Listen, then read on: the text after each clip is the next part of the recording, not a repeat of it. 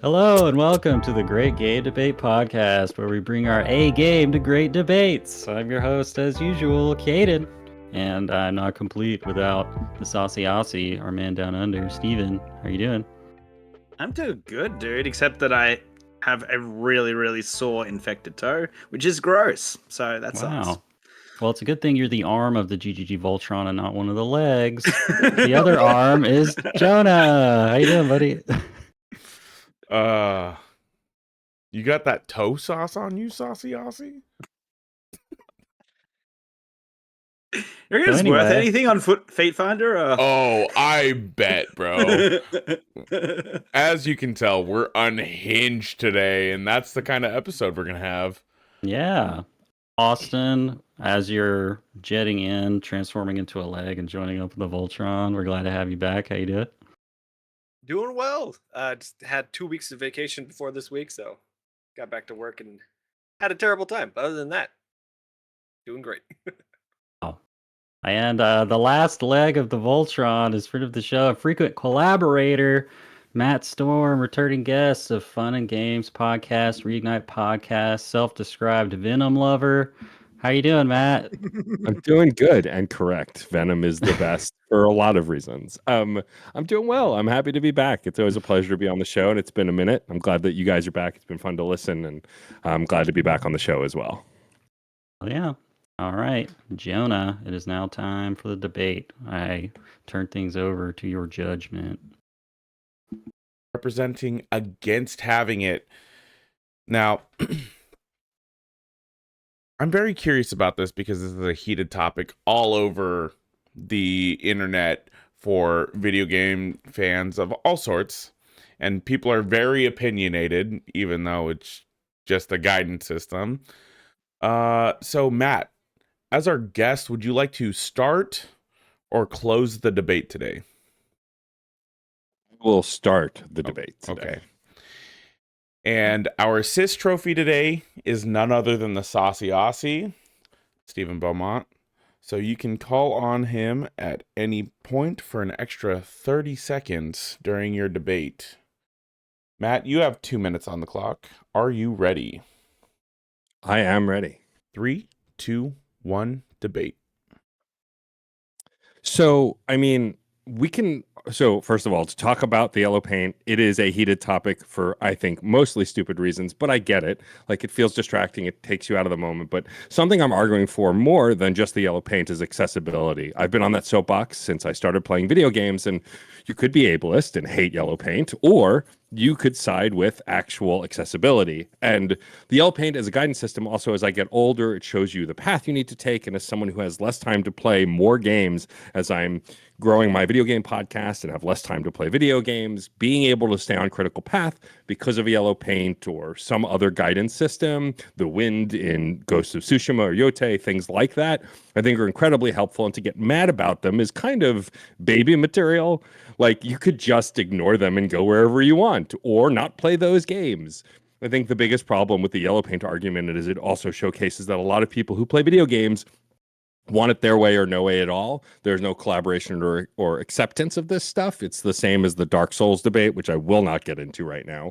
But like, I think accessibility is available for everyone. You don't have to use it. You can make things harder, maybe a setting to remove it. But I think all in all, the yellow paint, though played out, things like it are important to games, especially for people who are new to games, which most hardcore gamers are not thinking of. They're only thinking about their own experience, not how to grow the hobby, make it better for others, more inclusive, more accessible. And that's why I think the yellow paint is important for gaming, because you need to pave this path for people who want to get into this hobby that so many love. And things like yellow paint, especially for people who haven't played games before, is the exact thing to show them and showcase what the signposts are in games to get through them. So that's why I think it's really important. Leaving it there with 5 seconds? Yep. All right. Excellent. Strong opener. That was fantastic. Austin, you've got 2 minutes on the clock for your opening thoughts. Are you ready? No, but I'm here anyways. 2 minutes. 3, 2, 1, debate.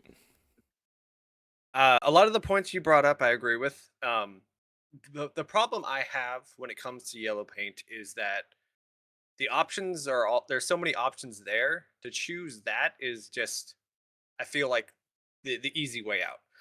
When you have just a splash of yellow paint randomly in the countryside that's never been visited in the last 3,000 years, it's just completely unrealistic, and it breaks the immersion. And they could have taken the option to put a ladder there, put a bridge there or something. A lot of games take a more gentler approach, like God of War, with their mostly white and like artistic designs to kind of guide you. That one even has a story behind it, of at least in the first one, where Faye was leading them on their journey from the afterlife. Um, the other side of it is that it takes away the expectation for the player to go and explore. If you walk into a room and you see a light in the distance, like, oh, I go there, and you just go and you run and you ignore all the side things. And yes, it can help if you're lost, or if you're just trying to get through it as fast as possible. But I the option should always be there to turn it off, or to diminish how it works. Something along the lines of what God of War did, or just like a little sparkle in the distance to try to draw your eye. Um, a lot of games, I think Valve is the one I was looking up, that has a very strong attention to lighting, and they'll darken the room in the areas you're not expected to go, and they'll brighten up the ones you are, and it'll just naturally draw your eye into that section. So, yes, I 30 will agree seconds. that gamers are freaking out over the smallest of things, but their argument stands that it does diminish the value of this expansive open world, and just lead us from point A to point B. And there's best better options. And yeah, I think that's where I'm going to leave it. All right, leaving 10 seconds on the table. All right, that's the end of round one. Moving into round two with the rebuttal phase. But first, Caden, how are you feeling about the debate so far?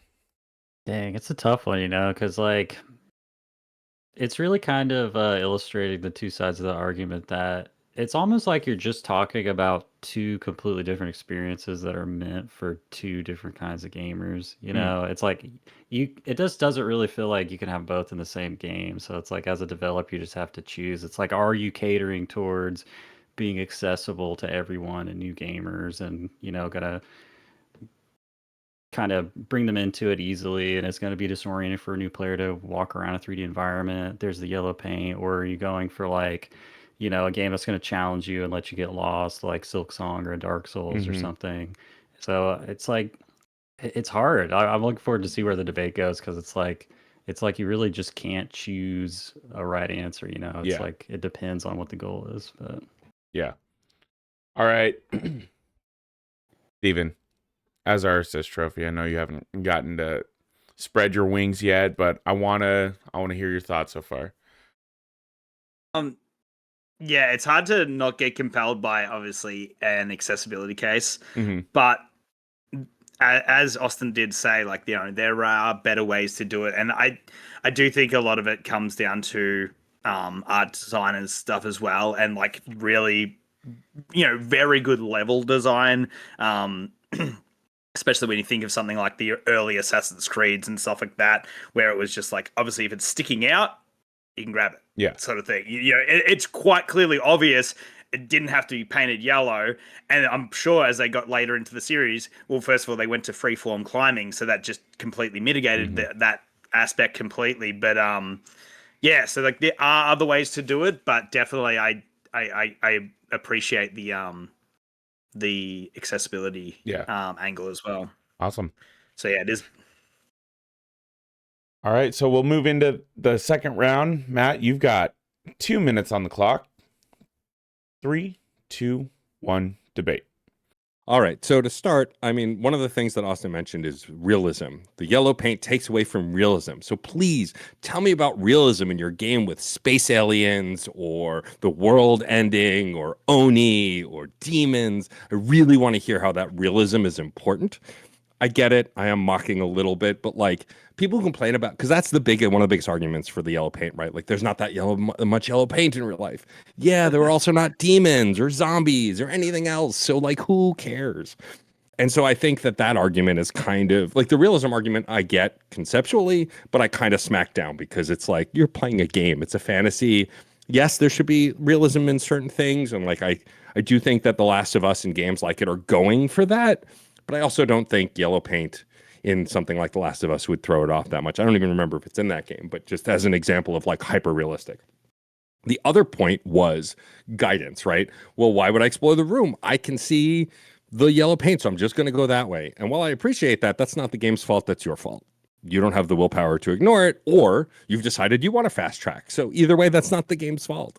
If you want to explore and you can explore, like I've been playing through Pokemon ZA, I just finished it recently, and it's a decent open world. Pokemon not really known for open worlds, but there are areas that you can explore. And every time I went right and then saw a path that's to the left or the main path to the right, I'd go, oh, but there's a little nook over there. I wonder if there's something there. And lo and behold, there was a berry or a 30 Pokeball or seconds. whatever else.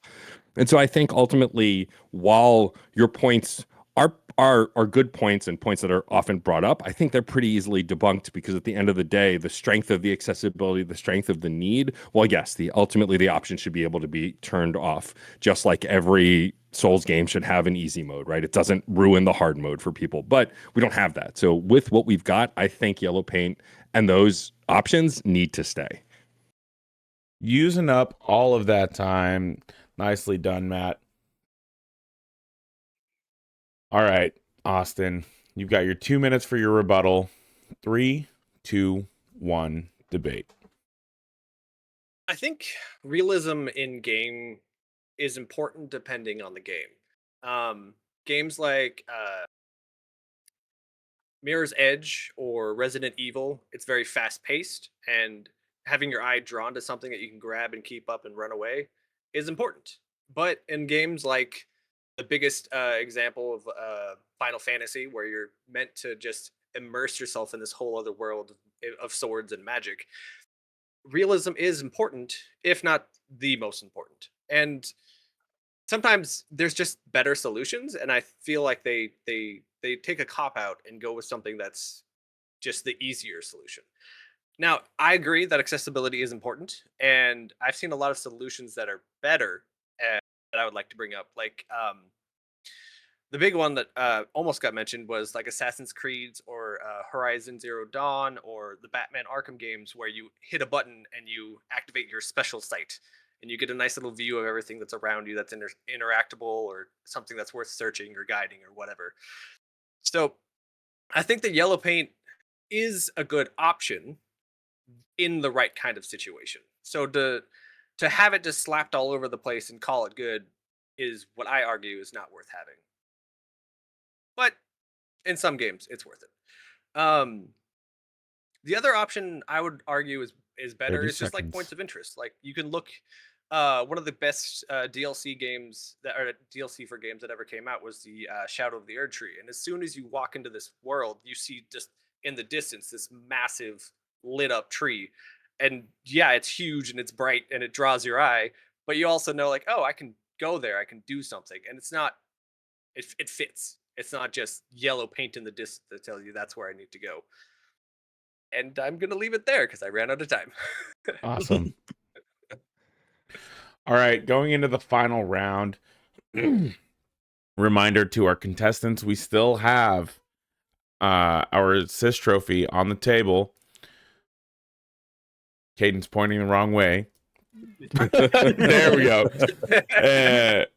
Speaking of our assist trophy, after the second round, Steven, how are you feeling on the debate so far? I feel like both sides obviously, because I am the assist trophy, I'm still very balanced. I've got a couple ideas, but yeah, no, there's some very good points being brought up, and more that I can definitely add to those points. So yeah, no, it's I really like where we're at the moment. So I'm just going to leave it there for the sec. No, awesome. And Caden, what are your thoughts so far? We're getting to an interesting point of the debate because I think it's starting to become clear that the issue gets muddy at a point. Mhm. Like, it's like are we talking about specifically literally yellow paint, or are we talking about guidance versus no guidance? And it's like, are diegetic forms of guidance like detective vision or like the Dead Space like laser thing that, guides you, like, is that just still yellow paint but just done better, or is it a different thing, So I'll be interested to see where we go in the next phase of Now the I'm debate. I'm curious to for the contestants to answer the question, what about white paint? All right, Why has it got to be white paint, Jonah? Yeah. Why has it got to be white? that's the question. That's the question. Man.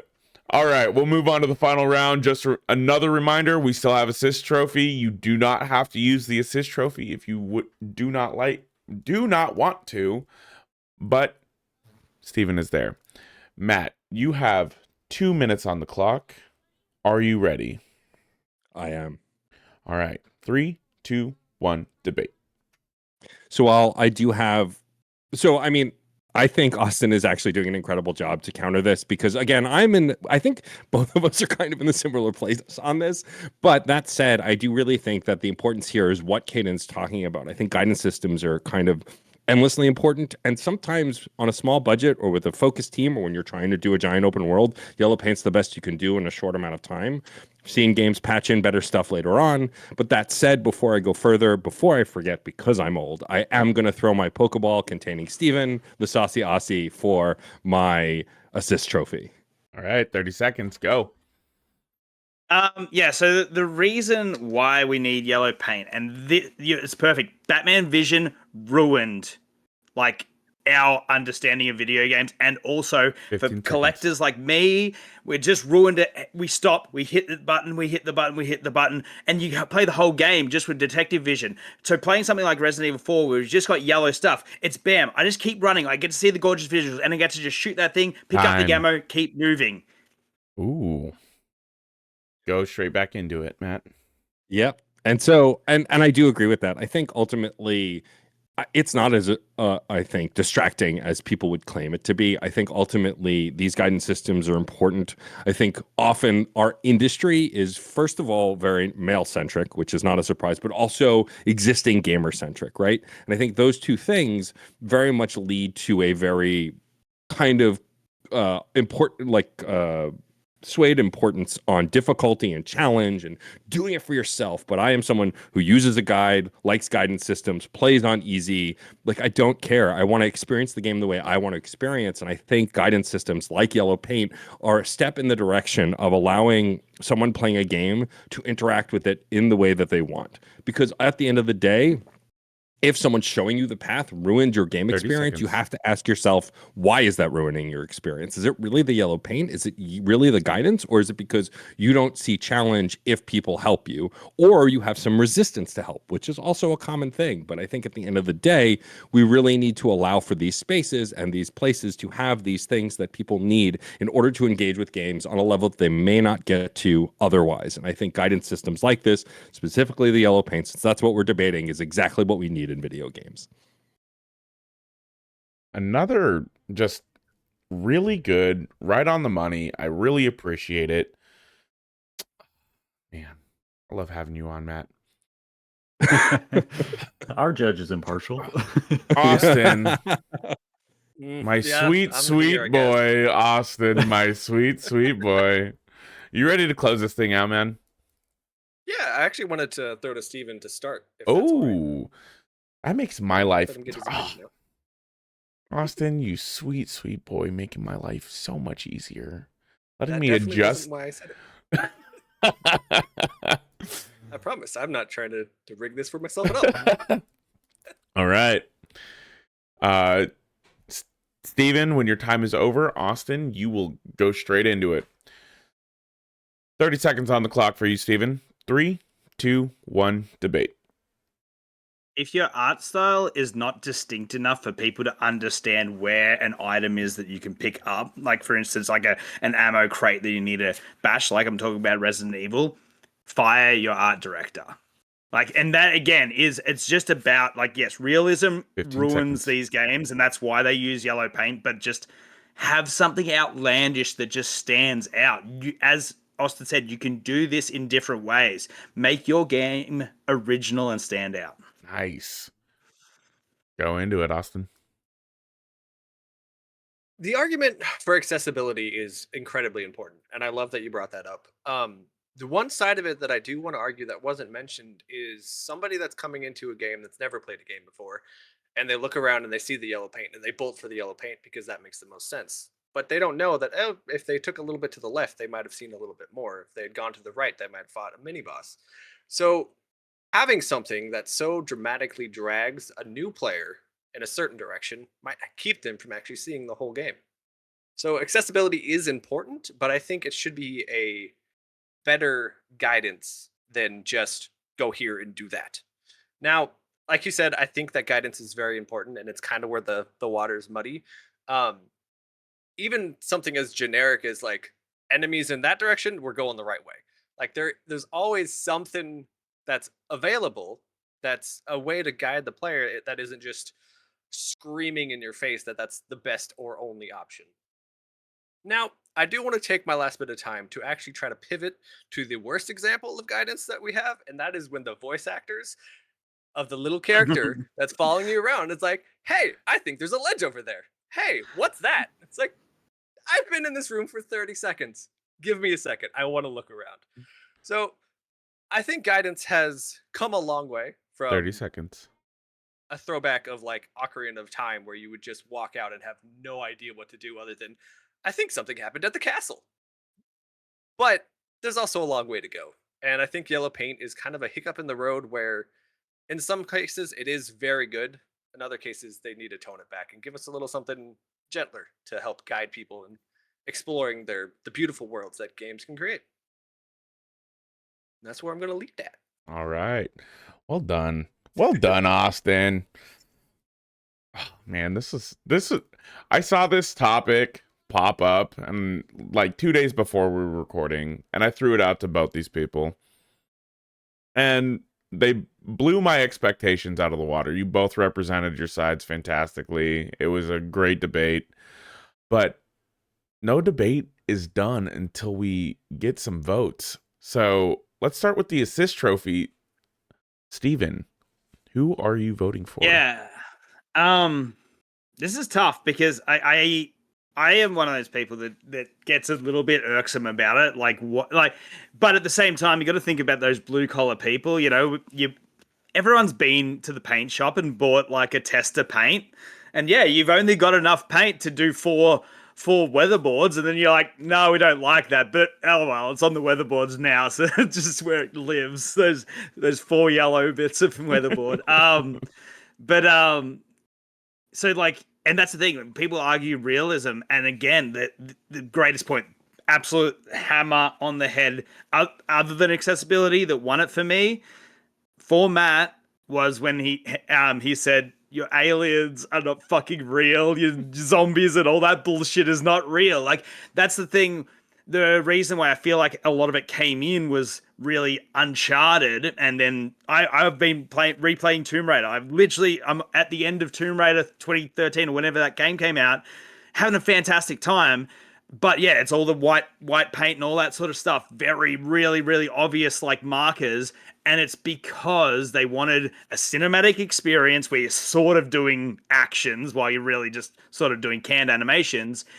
But because of the explosion of parkour, that's like, oh, we want it to be like you're climbing the urban environment. You're climbing things that you wouldn't normally climb. So we need to make it so obvious that you know where to go, that it kind of does ruin that thing where I know that I know that Caden had said this offline, but that like Shadow of the Colossus, it's about how do I climb this thing, whereas like for an Uncharted game, it's like we just want to get you to the next action set piece. So it's important because it's necessary. And again, it was the biggest one on Twitter, like the post about like the thing is like with national parks, with the bins at the national parks. It's like there's a very small margin between like the smartest bears and the dumbest humans, like how they have to design their bins. So yeah, but yeah, Matt absolutely hit the nail on the head there with that one. I love the mention of realism and like the yellow paint, because it just means like none of these people that are bitching about it have ever worked a warehouse job in their life. There's yellow paint everywhere. Every ledge, every railing has yellow paint because it's a safety thing, you know? Which, like, you go to sporting event, like at some big sporting places, like Japanese train stations, you literally follow the red line to go where you need to go, to the red line train, you know? Yeah. Keep an eye out, people. Yellow paint is realistic. Nothing is a coincidence. All right, Caden, what are your thoughts? Yeah, it's a doozy. Well, first of all, shout out to our debaters, because, we like to goof around the show. Like, half the time we have like bullshit joke debates that we're not taking seriously. But I feel like this time you both took it very serious and brought really good points on either side. And like, I'm really a fence sitter on this one, and I felt like you guys are neck and neck. So it like kind of just unfortunately comes down to personal preference for me. Okay. And I think I have to side with Austin just because like just as my preference as a gamer, the most fun, like why I play video games is for a sense of exploration and discovery. That's like where I derive the most joy from when I'm playing games. And like the best examples of that, stuff like Shadow of the Colossus or, Breath of the Wild and Tears of the Kingdom, like those games don't have something as obvious as yellow paint. And like I'd argue that would be taking a lot away from something like Breath of the Wild, where like you have a free form climbing challenge when you're trying to navigate. But again, it's not like I'm not like one's bad, one's good. Like I'm shitting on the other one. It's two separate experiences catering to like two different kinds of gamers. And like the kind of gamer I am, which is like more of like a hardcore and completionist gamer, is like the very minority of gamers. So if you have to like pick a group you're catering to, it makes sense. There are definitely those edge cases, because like one of your favorite games of all time, Outer Wilds, could not work with guide posting like that. It would just ruin the whole experience of exploration and just understanding. Yeah. So I guess the last thing I'll say about it is like if I was forced to choose, I guess I would rather there not be yellow paint to force developers to make different decisions in the absence of yellow paint. It's like if you have to subtract elements from your game, like does Final Fantasy VII Remake really need like pointless climbing sequences with yellow paint on ledges? Like absolutely not. Yeah, just grades. And it also didn't need all the towers or the finding so like things. if we had to go back in a time machine and God's like, as a new rule of physics, you cannot use yellow paint in this reality, the devs are like, dang, I guess we're just gonna have to take out those pointless climbing sequences from 7. It's like nobody cares. But yeah. Wait a minute, guys, I've got an idea. Red paint. Oh shit. Didn't think of that. That would make more sense because it could just be blood. Like exactly. It's been that way. This is clearly where someone died. Yeah. Yeah. All right. Well, I guess it comes down to me to be the tiebreaker. Why do you guys do this to me? Why? I've always been kind of neutral on this topic. I don't mind the yellow paint in games. It's never been an issue for me. I really like having it in like the Resident Evil games. The part of that like is like, oh, they're reusing their assets, and I'm a big fan of studios reusing assets to, it makes games come out a lot quicker. They're not spending as much money on it. And so seeing those yellow boxes, you love Pokemon? Yes, seeing those yellow boxes in the Resident Evil games, it's kind of like gives me that little nostalgic hit of like, oh yeah, Resident Evil 4. I love that. Man, I was super leaning towards Matt, and then Austin, on your closing thought, you were pulling real good. This is so hard for me because I'm like right there, just teetering. Please, Jonah, tell us which one of us you love more. That's Yeah. basically what this is, and we'll take it to heart. Mhm. So Mhm. judge you for it. Nah, I don't care. That's true. Yeah, that kind of logic would work on probably Caden, but Jonah doesn't give a shit. Yeah, I don't care. I'm gonna see Austin no matter what, even if I disappoint him. What's the vote, Jonah? The Cast your vote vote. is Austin. I'm sorry, it's for Matt. Wow, really got me there. Had me in the Fake first out. half. I think I got everyone. You sure did, dude. I'll spit my water out. This food is unbelievable. Unbelievable how amazing it is. Now, Key and if you Peele. would like to Key and cast Peele, your yeah. votes, you can in the Cast Your Votes channel of the Discord. We would love to see you there, see you cast your votes. I'm gonna throw it back to Matt real quick. What did you think of the debate?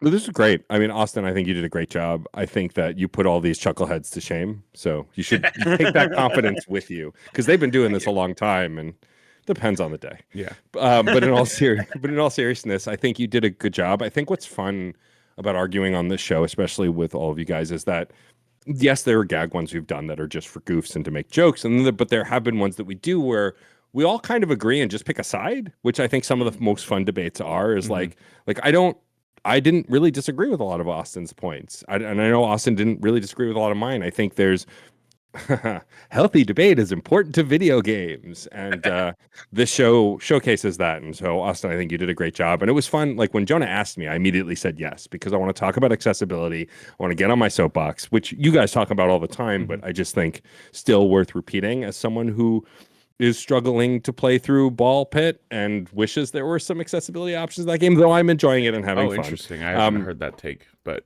we can talk about that later. We can talk about that later. But in all honesty, I think this was a fun topic. I'm glad you asked. And like who's the better character or what game is better? Those are fun too. But something at the core of gaming, which is the kind of topics that Jeff and I tackle on Funny Games, is like what is core to gaming? What's a thing that's core to this experience that we can explore and discover and pull apart? And that's what this debate felt like. So I was glad to be a part of it. Heck yeah. Quickly on QTEs and accessibility, because I've been replaying Tomb Raider and it's like, it came out on the PS4, the remaster or whatever it was. It does not have hold to complete a QTE. So I've still got to mash, and it's just like, oh my God, this was like one of the greatest accessibility things because no one needs to get RSI from playing a video game. Like QTE is just, they are in the past, like at this point. Steven, get good. Austin, what are your thoughts on the debate, man? I want to get your thoughts before we move on. I agree that it was very nice to have a debate where that was very not a clear one side, like somebody's clearly wrong. It was cool to get to research this a little bit and look into like opinions that other people have. And then what I liked is when you brought up accessibility, like I had seen somebody mention like a little bit about being like colorblind, and I was like, oh, that's something. But like I never really put much thought into it. I never realized, oh, that's actually like that's a big deal. Like they're going above and beyond for these for people who need it. So getting to listen to somebody with another side and just opinions in general was really nice. I do have ideas for like options for like I would love a game that had like an option either at the beginning or at any point where you could just turn it on and like after 5-10 minutes in a room, the yellow paint kind of fades in to help guide you or something like Ooh. that. Just another something that's like less like okay, you're in the room now. This is where you go, and more of a you've been here a while. Maybe you're a little lost, and here's a little something to help guide you. That can also I be agree the toggle for the dialogue of the side character. Yeah. And then I don't know why, but QTE's brought up Dispatch, the game that just came out. And I was thinking about that, and like they added the accessibility of just being able to turn off QTEs and like let everything happen, but they did it just terribly. And like you'll have these cutscenes where it's like, okay, this is where I'm supposed to be clicking, but I'm not, and it's just like a dramatic slow movement before it continues. And I'm like, I'd rather have a QuickTime event right now than have to watch this guy float through the air. Struggle. And spin kick. So I think we are taking some steps in the right direction, but I think there's a lot of room to grow, which is always fun.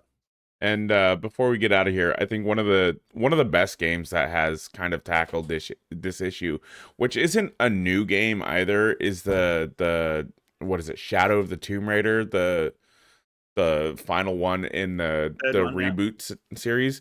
They have, and like other games have done this, but I'm surprised it's not more popular.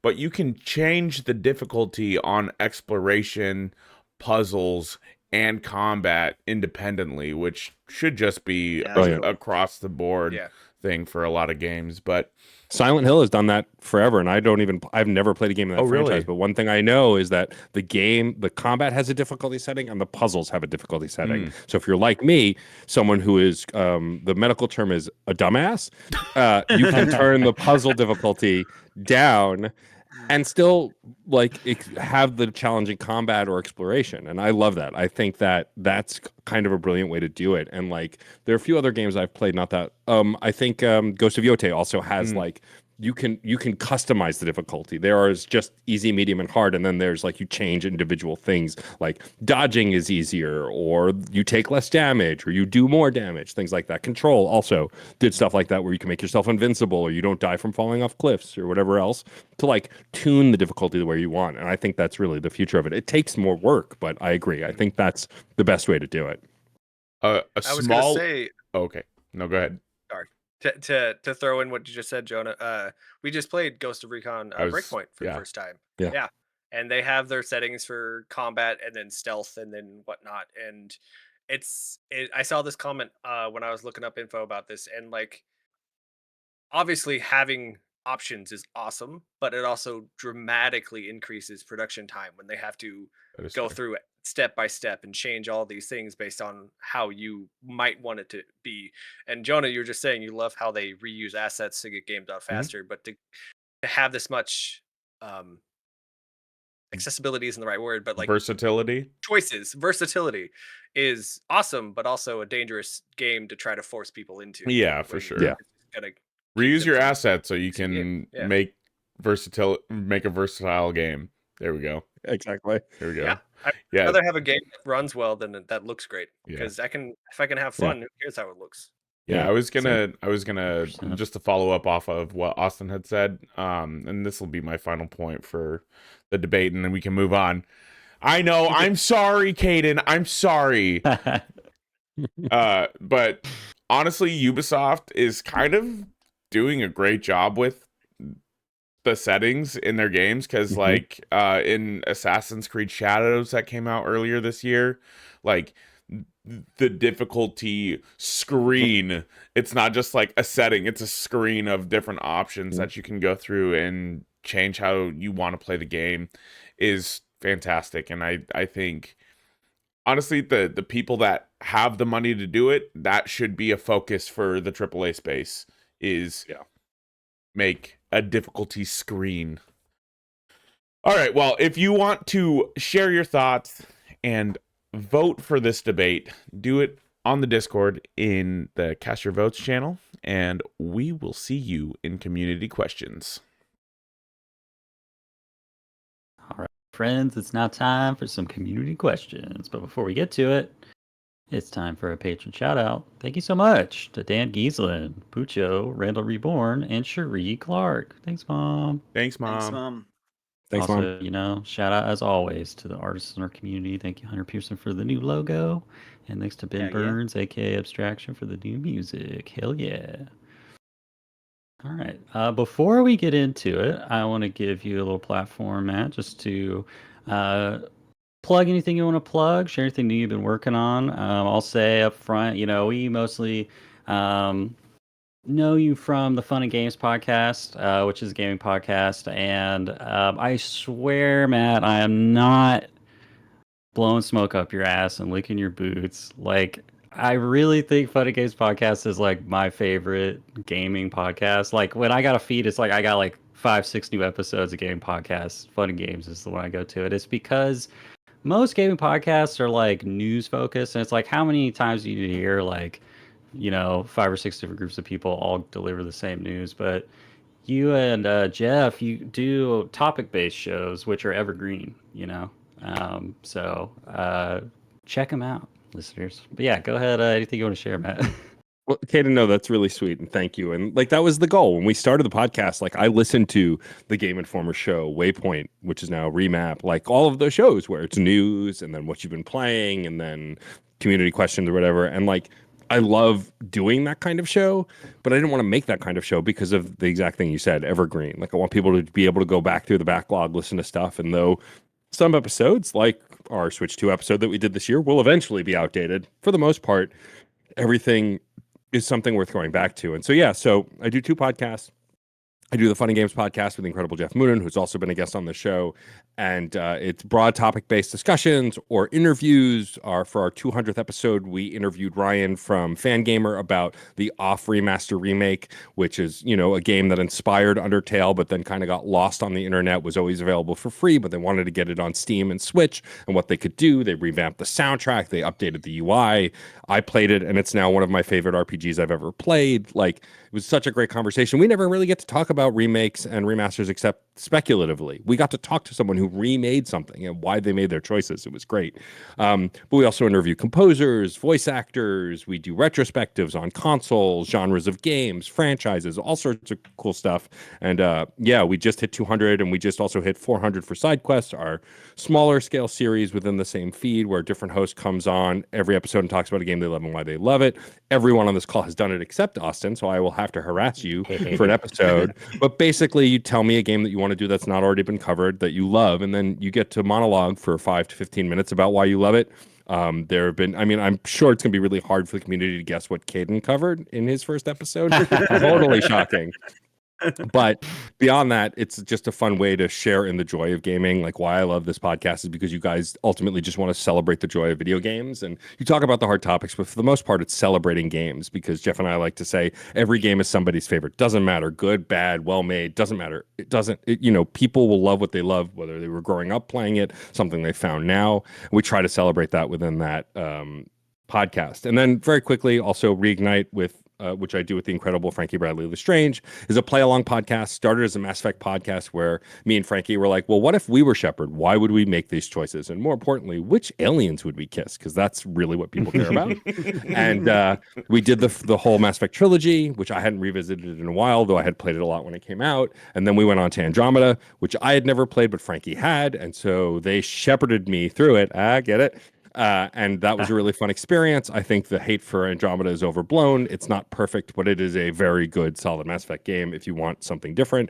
And once we finished that, we were like, well, what do we do next? I guess Dragon Age. And so we did Dragon Age Origins and Dragon Age Awakening. And now we are currently, as of this recording, playing through Dragon Age 2, which is one of my favorite games. I know that it's divisive, but I really like Dragon Age 2. It's why I think I like the Veilguard so much, because it walks in those similar steps. But if you like deep discussions about why we make certain choices, discussing our trauma, development, relationships, all sorts of stuff. We really get deep into it with that series, and it's worth your time. If you're planning on playing Mass Effect for, say, the 18th time, like I might be, it's totally a great thing. And going all the way back to season 1, we're currently in season 6, and maybe there'll be a new Mass Effect by the time we finish the Veilguard in 4 years. Who knows? I'm not super optimistic. But yeah, that's the stuff I do. You can find all of it at djstormageddon.com. You can find me most active on Blue Sky at djstormageddon.com because I've got that URL handle. And yeah, thanks for having me on the pod. I'm so happy to be back, and thanks for letting me share what I do. Hell yeah. All right, time for community questions. All right, so our first one is not so much a question as a discussion point, I guess, but it comes in from our community member Tongue Surgery, who is himself an indie game dev. So, I guess he knows a little bit more what he's talking about than we do probably. So he has a couple points to present in favor of Yellow Paint, or I guess maybe not in favor, but illustrating what he calls the yellow paint problem. So the first point is a lot of AAA games look so photorealistic, designers need a distinct way to tell players where to go because real life gives you no guidance. Guidance needs to be shoehorned in games that look like real life. Yes, real life has street signs and directions for navigating, but you would not appreciate a sign that says go here to continue the video game in the game, would you? And the second point is players hate getting stuck, so designers have to have some way of directing players without letting players know they're being directed. And because of my first point, they need something that stands out practically in a cartoonish way. I've literally seen this in playtesters. If they don't immediately know where to go, they check out or get frustrated. So yeah, that's just his insight. So I'm curious if that strikes up any talking points for any of you guys. Just one other thing that no one brought up, but like literally everyone that shits on yellow paint uses fucking Google Maps. Like, Yeah. you know what I mean? It's like, oh man, I've been to that pizza place before. Oh, but I'll just punch it in anyway, just to make sure. Because like I think it's this way, but That's a nah, good point. I'll just listen to the AI. You just tell me got where to go. Austin so bad, dude. So bad, dude. I use maps everywhere for everything. And the second I leave my house, doesn't matter if I'm going to the Albertsons down the road. It's to the point of our generation. Oh, sorry, you go ahead, Matt. I was just going to say, no, I mean, that's true. Look, I'm old enough that I used MapQuest and had printed pieces of paper to tell me where I want to go. That's not better, trust me. But no, I think that tongue surgery makes some really good points. And I mean, at the end of the day, you can't please everybody, right? So make the game that you want to see in the world. It's like musicians also, when people get mad at, I'll use Taylor Swift. She's an easy target. She's got plenty of money. She doesn't care. And I like her. Like, get mad at her new album because she goes after, like, it's rote or it's predictable or she's making too many jokes.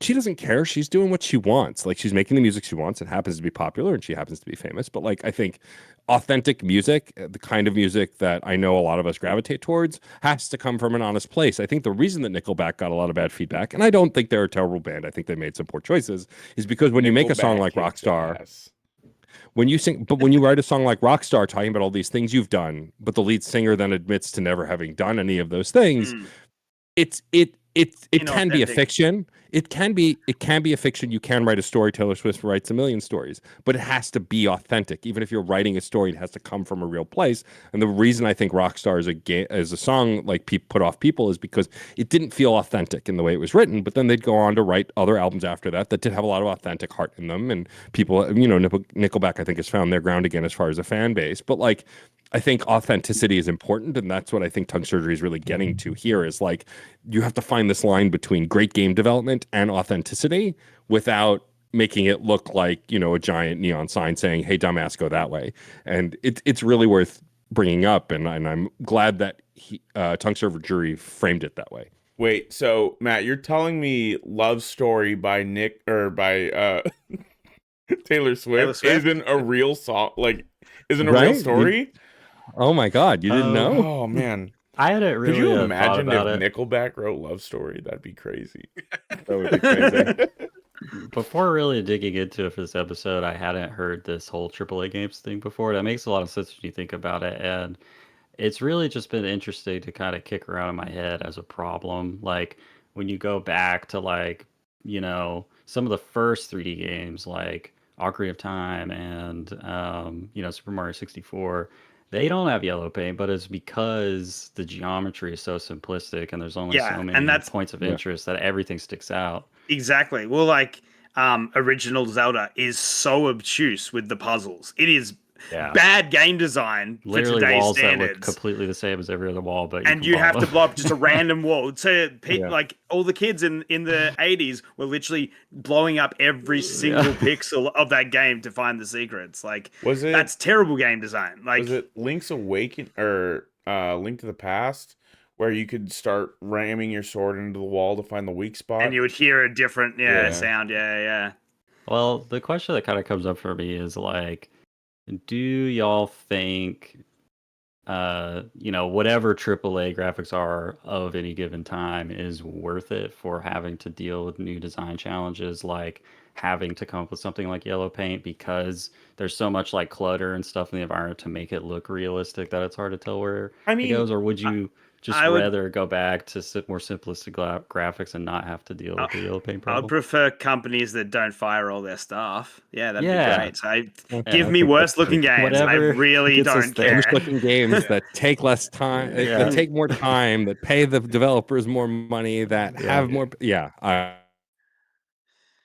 Like I am good. Oh Like no. we've had great Big looking games AAA for so shut down long. Matt. Uh-oh. You've been laid off, Matt. They got him. Hopefully that will come back in just a moment. So- no. Oh, there he is. There he is. There. Yeah, sorry about that. No, it's all good. Yeah, like I've seen games like Metro Exodus, they kind of do the yellow paint thing, but it's all like white markers and it stands out, but it still kind of fits the world because it's very like gray and stuff. And I believe once you start getting into the desert area where you're seeing a lot more industrial stuff, then you might start seeing different colored markings for the world design, and you might see some of that yellow paint. But like I've seen plenty of games that do scuff marks or just create an asset to put on the ledge.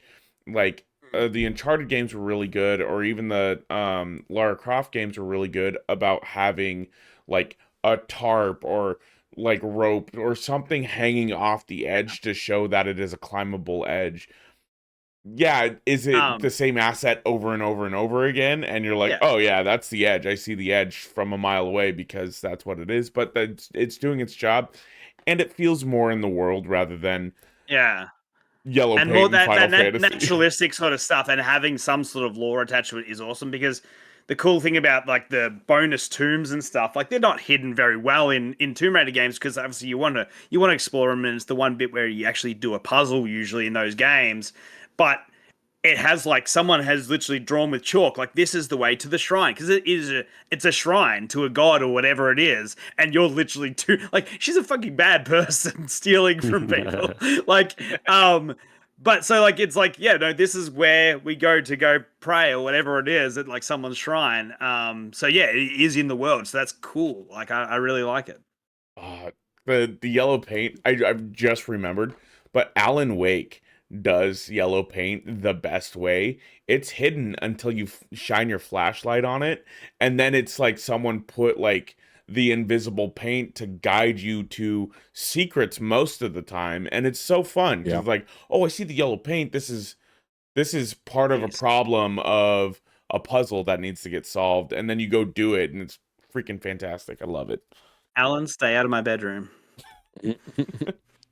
I'm curious how y'all feel about this idea you've been discussing of yellow paint, but just more diegetic. Like, does that make it different and now you like it now? Or is it just yellow paint done better? It at least gives a reason. Like, it doesn't make it better. Like, you know, I don't like I love freeform climbing. It's like the best. Like, so I will always take it. You know, the newer Assassin's Creed games plus Breath of the Wild, Tears of the Kingdom is just the best.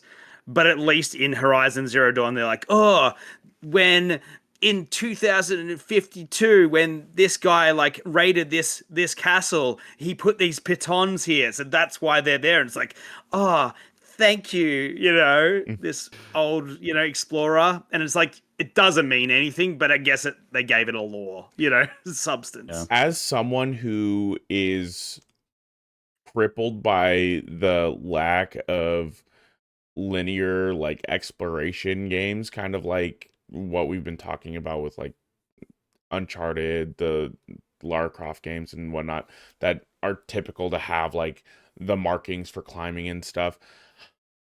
I don't know. I want more of it in games. I've had this craving for like the last 2 years to play something that is more linear, and that it like the Resident Evils, or just something that has a guided path. I'm just really tired of open world and like the same like 6 genres of games just being pumped out by AAA and indie studios. Like, you go to PAX and it's like 4 games are being made 70 different ways.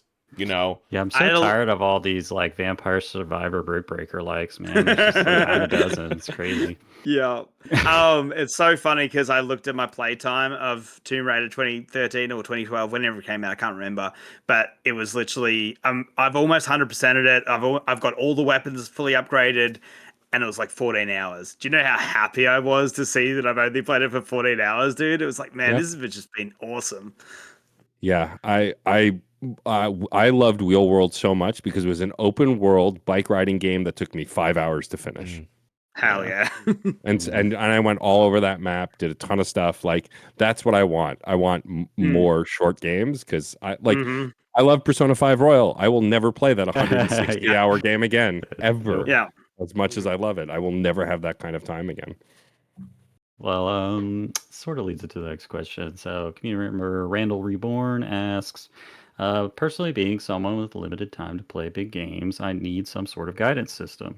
What are some games that have good yellow paint systems in place that you do not feel like the game is just holding your hand? I guess I'll start us off here because the big problem that comes to me are games with climbing. Like a lot of like especially AAA games have like a climbing sequences that just don't really feel like meaningful gameplay to me. There's not any challenge to it or pressure. It's like just climb and here's all the ledges and just get it done, you know. And so I guess games with a guidance system, like I brought up before, like Dead Space, I really like, where it's like in world, we're not just making up a climbing system in the game. It's just like here's a direction, you know, it's diegetic, you can go, instead of like spend, you know, 2 to 5 minutes climbing this wall and the only way that it's possible to climb the wall and there's yellow paint on all the ledges.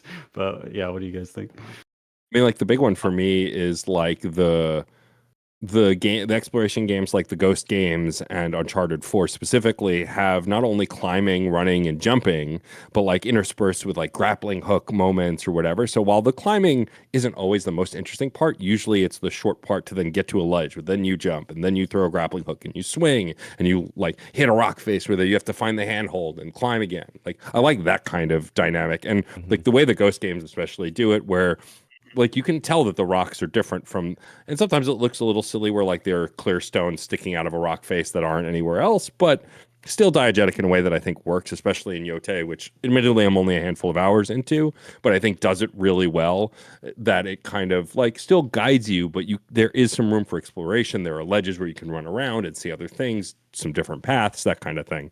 Indiana Jones and the Great Circle does that specifically very well too. Yeah, and the Ghost of Tsushima Yote, like Wind, is the best. Perfect. It's the best Google Map system ever. Like instead of having a big arrow on the ground or a big line or whatever it is, or a big thing saying 500 meters to your next checkpoint, it's just like you're in the game and you just keep playing the game. Yeah. I was gonna say. The Metroid games have always told you where to shoot the enemy, but you still need to shoot the enemy in that spot. And then it becomes now you're platforming while you're trying to get those shots off. And so it's like, it doesn't ruin the experience just because it's a dumb, freaking red, ball on the guy. It's just like, otherwise it would be really bad if it was like, no, there's a whole armored guy, find out where the weak point is. Like, just by shooting it in every spot, and everyone would quit. Like, it just makes it that much quicker to play. This debate feels very similar. It feels a little bit more sophisticated, but it still feels very similar to like when Justice League kills Suicide Squad kills the Justice League came out, and they showed the trailer. Everything's purple. Everything's purple, and it's like, oh, so I'm just gonna play the game to shoot purple. Oh, it feels like that. Rehashed all over again. Yep. But again, that's the difference between like, using a pencil to write something and using a hammer. It's like there's levels to this like art. Yeah. One thing it brings up for me is like the old like PS2 Xbox era like Prince of Persia 3D games where those games have platforming and it's obvious where to go, but not because of yellow paint. And that may come into the the whole AAA realistic graphics things Again, because we're talking yeah. about PS. Yeah. So it's like I see the ledge I need to grab, I see the pole I need to grab and swing, but it's an obstacle course that takes skill. It's like I know I need to get past the buzzing saw blade and the guillotine without getting hit, but it's not automatic. Like I have to get the timing right. And I feel like it's been a really long time since I've played a 3D game at least that, you know, we're always going to have like 2D platformers that are just nailing that experience. But, you know, again, that realism angle, as you, I'm not sure who said it. It was either Caden or Austin, but about landmarks, like having things that stand out so clearly, you know, like your Elden Rings, like your Breath of the Wilds. Yeah, because again, like clearly, you know, obviously it would take a lot of work to do it, but you could make something like a Breath of the Wild on a PS2. It obviously wouldn't look quite as good, but like just to be able to fit those things, like and be like, bam, that's where that thing is. It's pretty, you know, pretty minimalist graphics everywhere else, so you just know that's where I've got to go, or that's a point of interest. And it is so much harder to do when your games are realistic and brown and stuff. And like obviously, PS3, PS4 era. Lots of brown, lots of green, you know, it makes it so much harder to discern the points of interest. Whereas piss. Well, there's a game that came out this year that did exactly what you wanted, Caden. South of Midnight does exactly that. South of Midnight has platforming. South of Midnight, incredible game, great story, incredible writing, but like it's mostly a straight path. Like you do some exploring, but it's mostly open areas, and then you go to the next area. But all the platforming you do and all the traversal, it's like there's not really a ton of yellow paint, and it's very much like because you're basically going in one direction. It's kind of always clear where you need to go, where you need to jump, swing. That also has like a grappling hook mechanic, and so yeah, if you're looking for that kind of experience, I very much recommend South of Midnight besides a whole host of other reasons as well. Yeah. I hope an indie dev sees this topic and they just make like a black and white game and it's just called yellow paint and everything you have to interact with is yellow paint. I would play that game. Absolutely. Like that game exists already. Unfinished Swan, like that. Yeah, is the opening section of that game. That game's so cool. Cool. So next question. Can I just interject real quick? Oh yeah, sorry. Just to put my opinion on it. I think yellow paint has its uses, but at the end of the day, if the option was a crappy climbing experience or just a flat world, I choose a flat world every time. Like I don't. Yeah.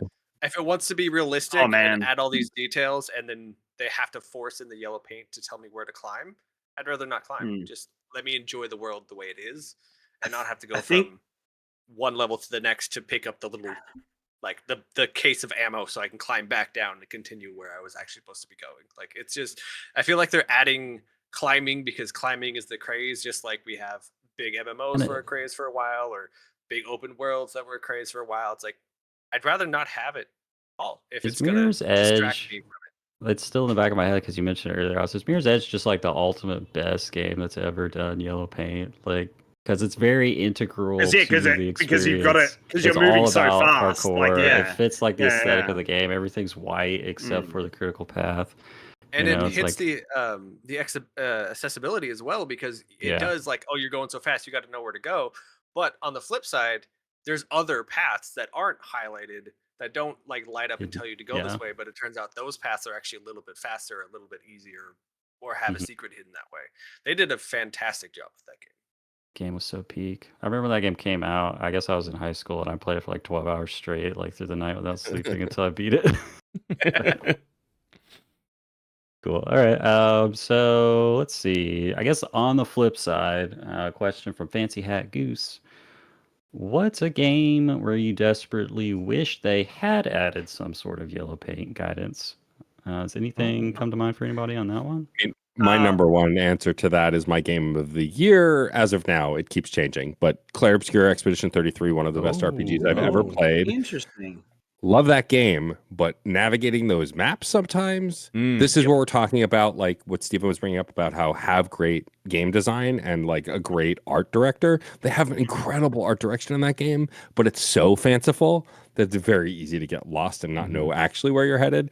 Now, that was by design. They talked about how they didn't want a map system. They wanted you to feel it out, and it's basically almost a perfect video game, but I did get lost more than once because there wasn't any real kind of guidance. Like there's a little bit like with the flags where you save and like they're numbered and stuff. And so it's not completely indiscernible, but I think some kind of guidance in that game would have helped the exploration side of it. Especially because it's got some of those Metroidvania, like, you know, Batman Arkham Asylum elements where you come back later on with the new ability. And I'm like, I know there's a route somewhere and I can get some extra like Lumina points or whatever.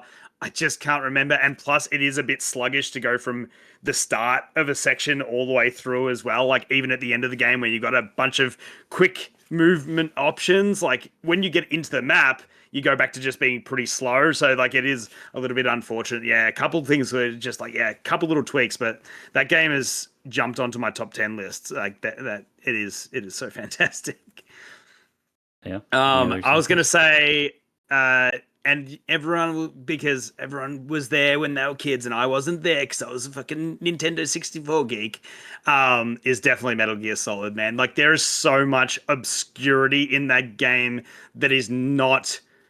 It is the, like, that's your Dark Souls stuff before Dark Souls, where it's like, oh no, but you just got to read and you just got to do this and you just got, oh, well, if you just listen, oh, if you choose this codec option and actually talk to her 15 times, then she'd actually tell you. She actually tells you all about how to take out this guy and that guy. Like, you just got to talk to the weapons expert. She'll actually tell you. And why do you think you got cigarettes? Like, what? Like, you know.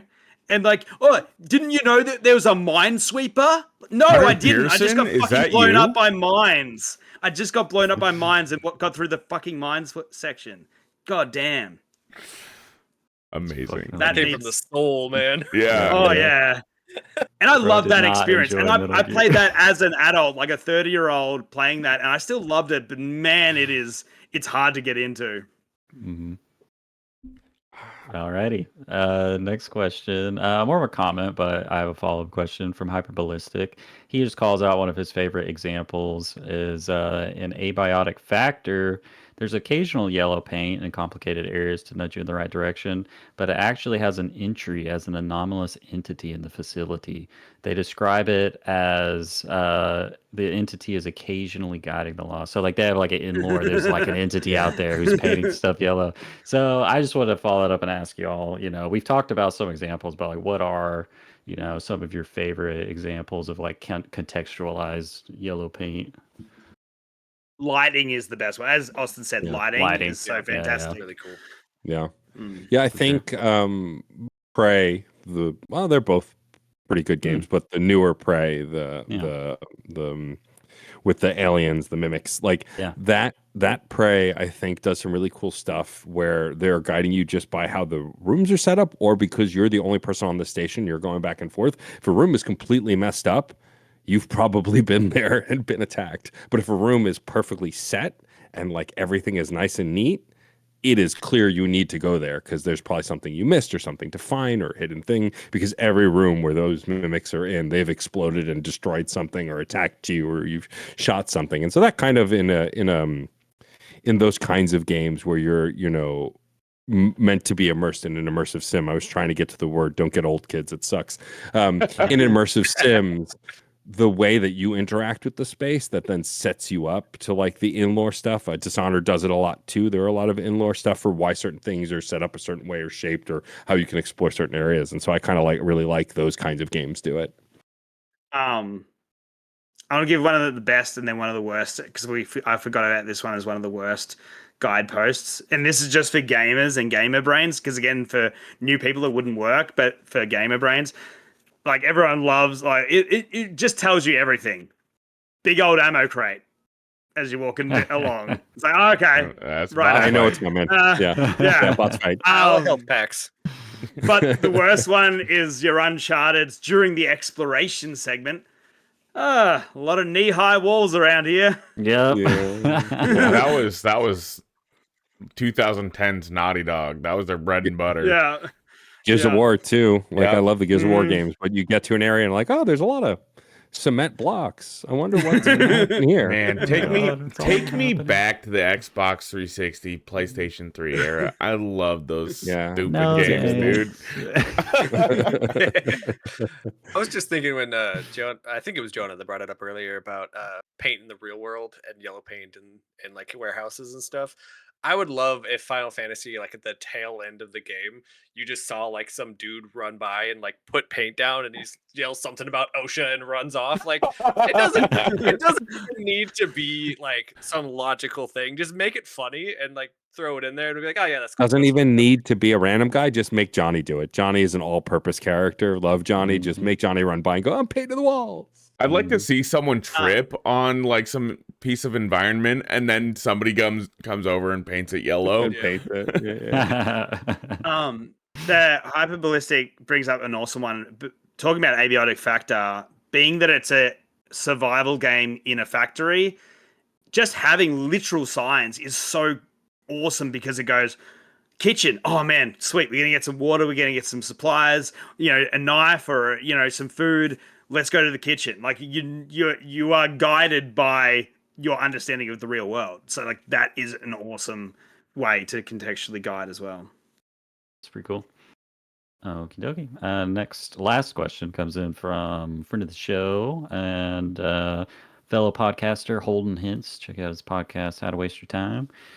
So the question is, since it's along the same lines, what's the vibe on crevice crawling? Are we on board because we'd rather do that than wait for a loading screen, or are we totally against it because we're sick of it? Personally, I see the purpose, but would rather have a shortcut scene of the main character doing something or dialogue. At this point, it feels just lazy. Shout out to Mark Cerny, promising 240 no frames crevice per scrolling. second, like no crevice scrolling, next gen games on the PS5. I don't know. Just like this topic, I'm super neutral on it. It doesn't bother me. Yeah, check my phone. Talking about the adding a cutscene or dialogue, that's so much more work than having Kratos crawl through a crevice real quick. For designers, actors, writers, that's just like everyone. I don't know, man. Like I feel like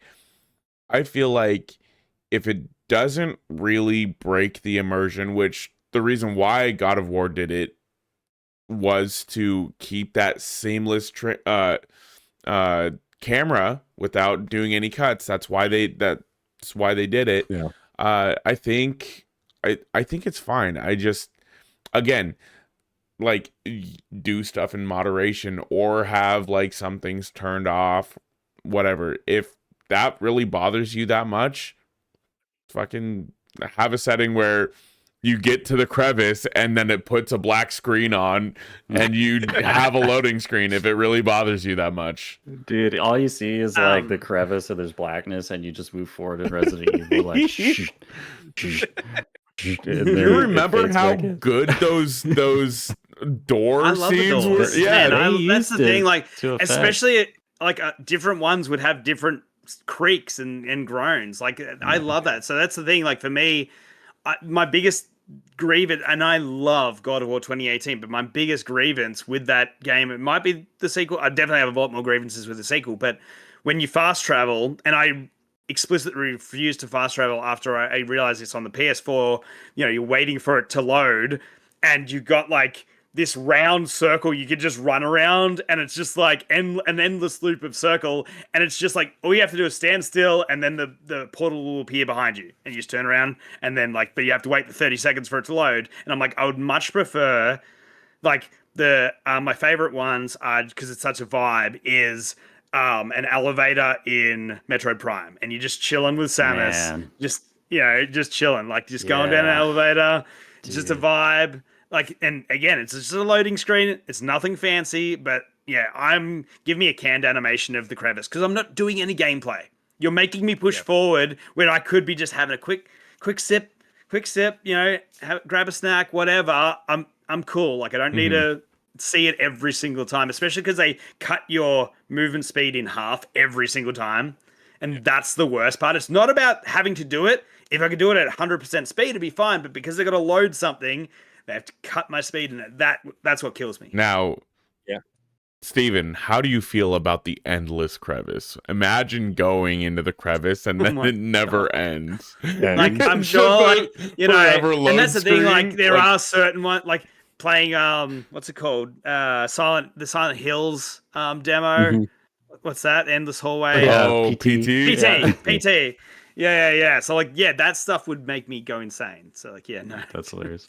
I will say that while, yes, I agree that the elevators in Metroid Dread, perfect. Vibes, you just chill for a sec. Older games, however, as much as I love Mass Effect, those elevator moments in Mass Effect 1 are awful. I like the ambient conversations, but some of them took so long, it just felt awkward. Whereas if I sat on a loading screen, I'd go, okay, I'll look at my phone for a sec or whatever. Like, Yeah. I know it's a loading screen. I do like the conversations. I think it's a fun thing. I do like that in the Legendary Edition, you can skip them because it loads so fast, or you can just still listen to it and hear the conversation between the characters. I like the idea of it, but it didn't really work in practice. Whereas I agree with Jonah. Being upset with the crevice crawling is like being upset with the yellow paint. It's really not a big deal. Yeah. But I will say in Final Fantasy VII Remake, Oh my god. I think it was more in Remake than Rebirth. Ugh. Rebirth, the open world, but in Remake, constant. And like it's Constant. in moderation. Yeah. And Yeah. like I'm very patient with that stuff, but I do think that when you overuse it, it becomes a problem. I get that we want to hide load screens. I grew up on load screens. I don't care. Jeff and I did a whole episode about load screens and how they were dynamic. Some had mini games, right? That I think it was Namco copyrighted the mini game loading screens, so you couldn't have them in your game. Only Namco could do them, like stuff like that. Thank so, you, AAA. We love you, like- copywriting Eating game ramen. mechanics. Eating Yeah. ramen as Goku in like Yeah. Dude, Budokai. I was so fun. literally gonna Yeah. bring that up. That exact thing. I was like, Yep. I used to hate the God of War crevices until I found out why they were there, and I was like, oh, that makes No. sense. And then I remember like playing like Budokai Tenkaichi 2 and just sitting there and button mashing, trying to eat the food as fast as Yeah. I can, and then Yeah. and I'd have a great time. Like there are downsides to the crevice, but there's also upsides, and like, man, Yeah. Like, I love loading screen again.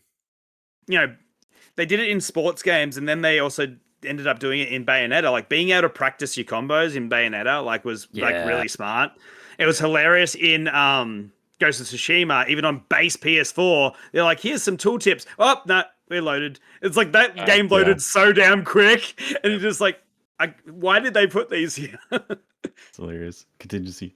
I do love that we could all appreciate, like, there's like a gray area with yellow paint with the whole accessibility feature for both people with disability and just like new and casual gamers. But it's like with crevice crawling, there's just no excuse. It's like this Bring is back just, loading screens. It's a That's all I want. necessity. I have a deep hope for Bubsy 4D because it's being made by Fabraz, who made the Demon games, Demon Tide, and Demon.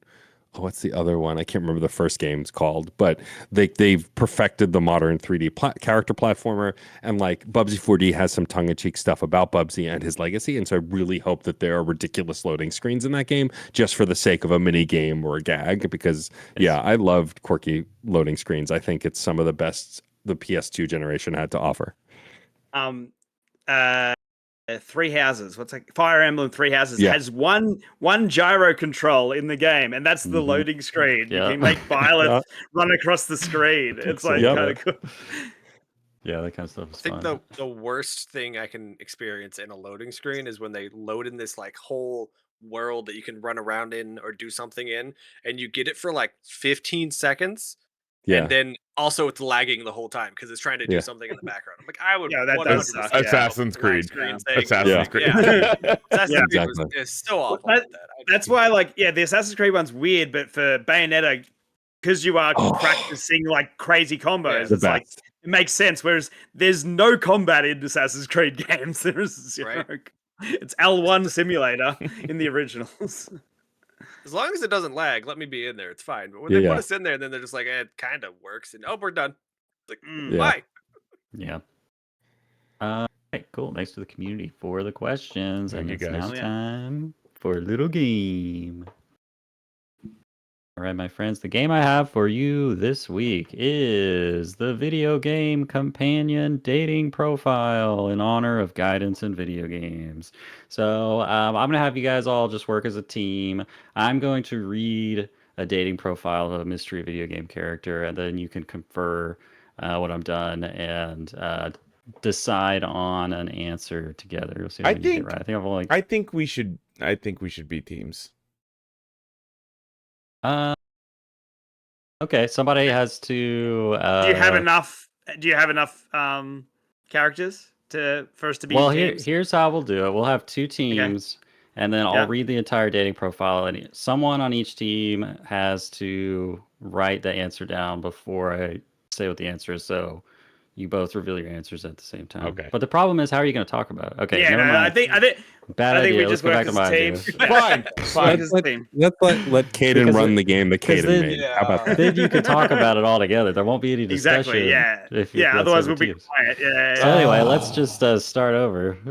Right. Cut. Nope. It's staying in. I'm God and damn keep it. it. We're running along. And Jonah keep looks it. bad. Here we go. All right. About me. Hey, I'm a plucky and dedicated companion. Some say I'm a bit insistent, but I just like to make sure you're paying attention. I'm loyal to a fault, and I will stick with my partner through thick and thin, even across time. My interests That include is a bit too easy. targeting. It's the first one, Steven. I made it easy on purpose. Shut the fuck up. My interests include targeting practice, giving unsolicited but useful advice, helping people fulfill their destiny, and hovering near interesting objects or enemies. My dislikes are haters. Listen, I'm just doing my job. I'm looking for the strong silent type, emphasis on silent, must be comfortable with me providing constant guidance and not mind my high-pitched voice. I prefer someone who is looking for a long-term connection, as I tend to get a little jealous of princesses. All right, who is it, guys? Talk amongst Real yourselves. quick, did you write all these, or did you find them on online? I found them on Reddit. Okay. Yeah, I didn't have time. I was gonna say, how clever do you think you really are? Are you proud of yourself? We all know who this is, right? Like there's no discussion here. It's obviously It's Kazooie from Banjo-Kazooie, right? Yeah, obviously. Correct. Yeah. Let's go. No, I have no idea who this is. This is obviously Navi from Ocarina of Time. That's a Congratulations, question Matt. for Navi. Does Z targeting work in the bedroom? Like, What would it be useful for? Oh, is that how you find it? Oh, now I get it. Navi was something we never mentioned in guidance of being just like a lock, like it's something that guides you to where to go and like interesting stuff. So that Yeah, for sure. Good one. I guess also like retroactive disclaimer. We'll just pretend all the characters in this game it's fan fiction and they're all 18 years old. I don't know. I don't know how old Navi is. Okay. I don't think that needed to be stated, but yeah, let's go with it. Just all right. Just to be safe. Bachelorette number 2. I am stalwart and dependable, always willing to give you a step, a shoulder to cry on, metaphorically speaking, or block high-energy pellets. I might look like a simple weighted storage cube with a heart on it, but I'm so much more than that. I am your only true friend in this testing facility. I'm an excellent listener. In fact, I cannot speak, so your secrets are safe with me. I'm also incredibly durable and near impenetrable, so you can count on me to stick around, unless, of course, a material emancipation grill is involved. My interests include weighing down buttons, long silent walks through test chambers, surviving the incinerator. My dislikes include people who leave me behind on the first button and threatening to stab me. I'm looking for a test subject who doesn't mind a relationship with a slight power imbalance. I weigh things down, you carry me around. My ideal partner will appreciate my silence and non-threatening nature. I will never threaten to stab you. Must be comfortable with an AI overlord trying to use our bond for psychological experiments. Bonus points if you can handle high temperatures without second thoughts. Who is it, I guys? just want to give a shout out to our podcast for having the draw power to get the voice actor of GLaDOS on the podcast. Like, that was awesome. Yep. I think I love the so- robotic the robotic cadence is great. I think I think I figured Caden out. He's using these companions to sell his D&D DMing. You got it. This is just an ad for Caden. Check out DMK on Start Playing. Psych, I haven't had a joinable game up for like 3 years because I've been playing with the same group for 3 years and I don't have any space. So sorry, not sorry. Anyway, I think the I'm so answer- glad you found your forever home. yeah, thanks, bro. As Watto once said, would you like to try my companion cube? The answer is Companion Cube / GLaDOS from Portal. See, All right, here we this go. would have been fun. We could have just buzzed in and. But then I wouldn't be able to have read my whole thing, Jonah. Do you think Okay, the- this is Yeah, about me. Do you This think is about me, Jonah. exactly. Hold on, True. hold on. Do you think the companion cube buzzes in? If you know what I mean? Don't Nobody even know knows what you mean. Nobody ever knows knows what he means. means. That's No. fair. All Okay. right, Bachelor number 3. About me. Loyal, diligent, and meticulous. I serve as a staff officer to the Crown Prince, a duty I take very seriously. While some may see me as all work and no play, I assure you there's more beneath the composed exterior. I am an excellent cook, an avid reader, I knew it. and a man who appreciates the finer things in life, particularly a good cup of ebony coffee. My interests include strategy. A well-devised plan is essential to my daily duty of protecting the Crown Prince. My dislikes include an aversion to vegetables or a preference for cup noodles over a home-cooked meal. Looking for someone who enjoys travel and can appreciate the scenery. An occasional chocobo ride as my duty to the Crown Prince takes us on many journeys across Eos. That's Whose dating awesome. profile is this? I don't know I which think one I know it the is. name, but I haven't played the game. I haven't played but the I think game. I know know the who it name. is. I don't know which one it is. You just don't know their names. Yeah. Does anyone have the No name? one knows the names. Matt seems I to have it. do. Let's Yeah, I'm trying to remember. This Is is the cook in the. It's Ignis, Yeah, isn't you it? know. Yeah, there you go. Yeah, it's Ignis. Yeah, I got Ding, it, ding, yeah. ding. Oh, Took me a minute. Hooray. I never 15, finished right? that game. I really liked it though. It's 15, right? Yeah. Yeah, Mhm. 15. Mm. hmm The bro car story game. Yeah. Yeah. Yeah. The Choco Bros. Road trip. Don't laugh All at my right, stupid Bachelor joke. number 4. I'm sweet-natured and super intelligent with a can-do attitude. I'm a master mechanic and inventor, so you could usually find me in my workshop tinkering with my latest creation. I even built my own plane. Not that I need it since I can fly, but planes Yeah, sure I are got it. faster. My interests improve, proving myself to a hedgehog and mint candy. My dislikes include people who mistreat animals and grabbing my tails without asking first. I'm looking for someone who understands my love for machines and doesn't mind a little bit of high-speed action. It's Tails. I mean- it's Tails. Tails, miles Nice. per hour. I was gonna. By the way, I was gonna say an yeah, embarrassing. furry at a convention, but yeah. Yeah. I was an embarrassing age when I finally realized that Tails miles per hour, what the name meant. It took me way longer than it probably should have, but you know, Please think inform us everyone's because I don't think I know. Think it's a miles sex per thing. hour, miles per hour. His name is Miles per hour. It's miles per hour. It's a pun on miles per hour. Oh my god! Yeah. Broke my fucking brain. I thought he Yeah. was joking. I Me don't know. too. I did still not can't know tell. that. I Yeah. always thought that it was just like a weird translation error of power and it was Nope. supposed to be power. Nope. God, I'm so That's dumb. hilarious. I did Yeah. not know he That's wasn't so fun. joking. Glad I brought it up. Yeah. Oh. Hey, Bachelor number 5. I am a humanoid created with the singular purpose of serving my chosen hero. I am to inform you that I am several thousand years old. However, age is a non-relevant variable to this task. I operate based on logic, data, and statistical probabilities. My communication style is direct and formal, often providing precise percentages for various scenarios. When it comes to our romantic compatibility, I predict a 99% probability of a successful outcome. My interests include cutting, dowsing, occasional elegant dancing and singing, quiet reflection. I am currently in eternal sleep, so this is my primary activity. Dislikes include inefficiency, demon lords, looking for a master. Prior experience with demon lords is a plus. ChatGPT, is that you?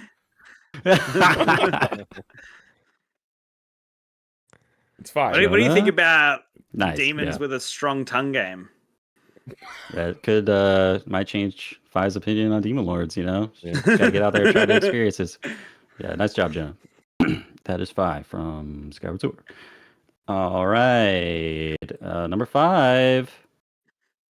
Hello, potential new best friend, Paramore. I am endlessly optimistic, highly sophisticated unit looking for someone to share in my adventures and listen to my inspiring tales of heroism.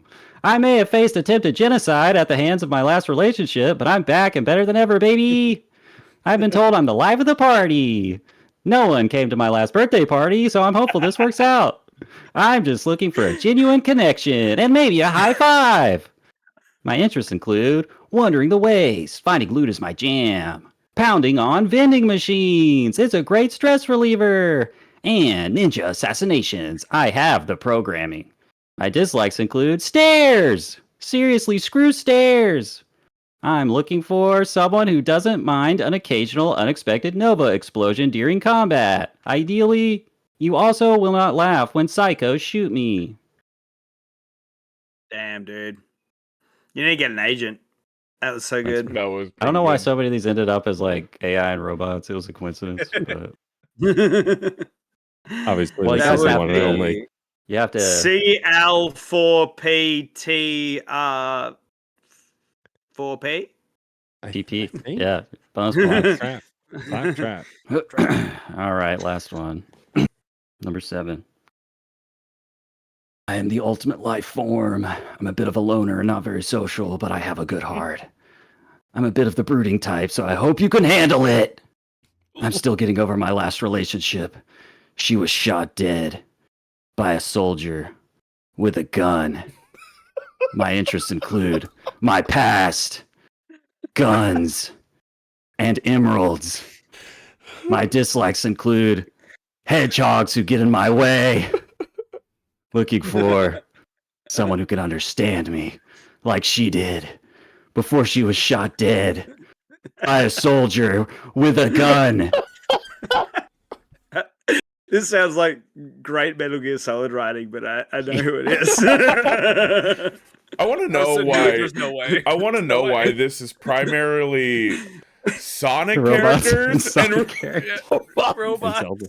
Yeah, and robots. You know, Obviously, I don't the know. ultimate life form, Shadow the Hedgehog. voiced by Represent. Keanu Reeves.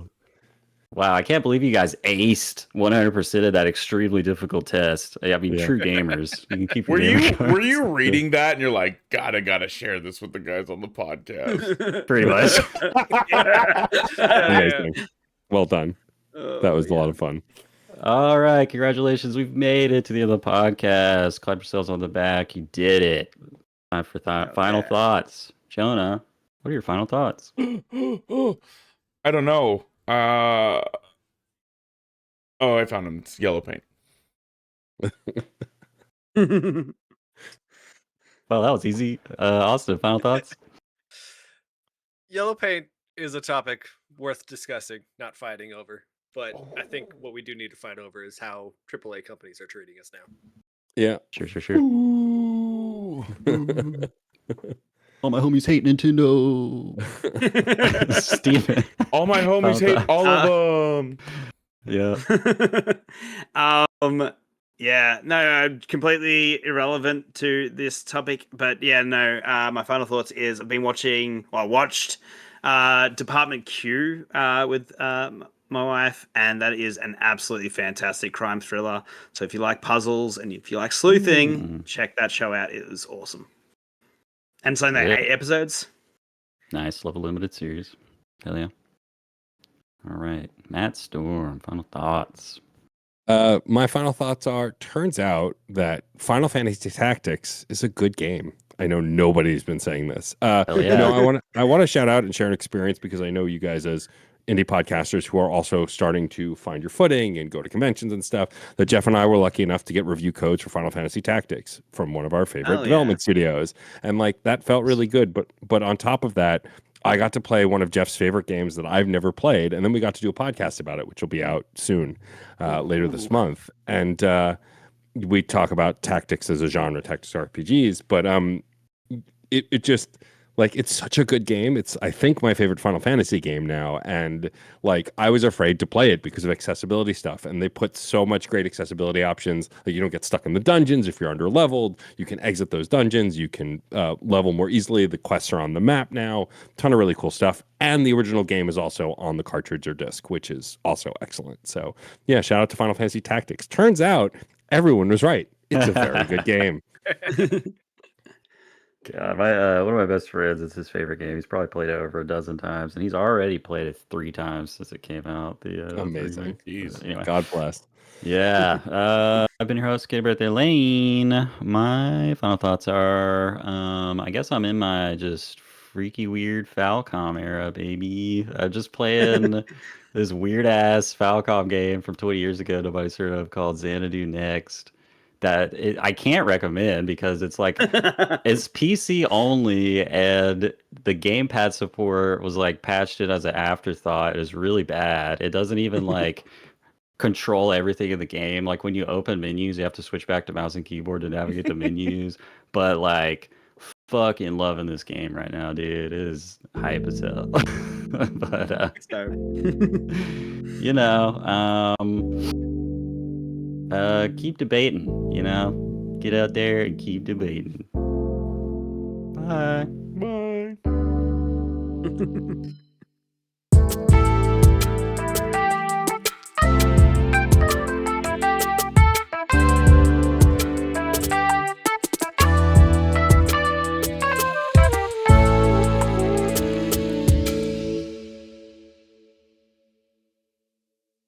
We got all the bad jokes out, right, guys? Yeah, totally. If this podcast is known for one thing, it's great jokes. Yeah, thank you.